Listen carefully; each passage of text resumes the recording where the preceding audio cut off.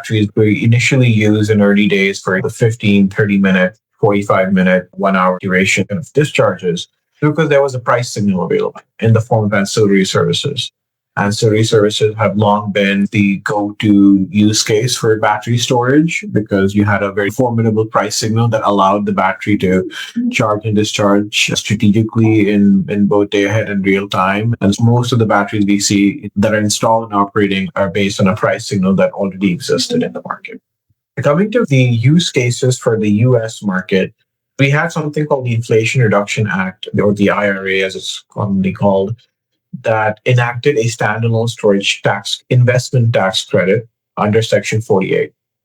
Prior to that, in order for you to get a tax credit for storage, you have to be co-located with solar. But the IRA changed that, and now you can have grid-connected BESS that could charge from the grid and still be able to get the base 30% ITC with the adders for domestic content and energy community siting.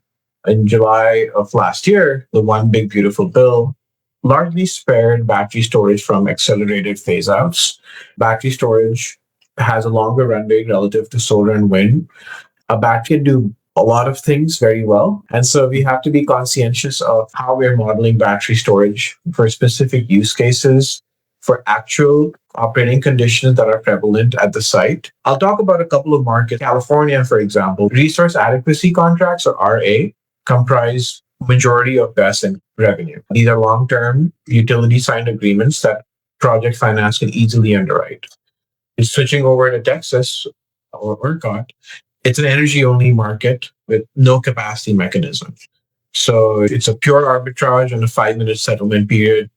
Despite not having a capacity construct, Texas actually became the largest US BESS market in 2024 with a little over 4 gigawatts of installation and an average project duration of 1.7 hours versus 4-hour duration in California. In the Northeast, in PJM, the capacity market, or ICAP, combined with frequency regulation stacking, is where we see the market.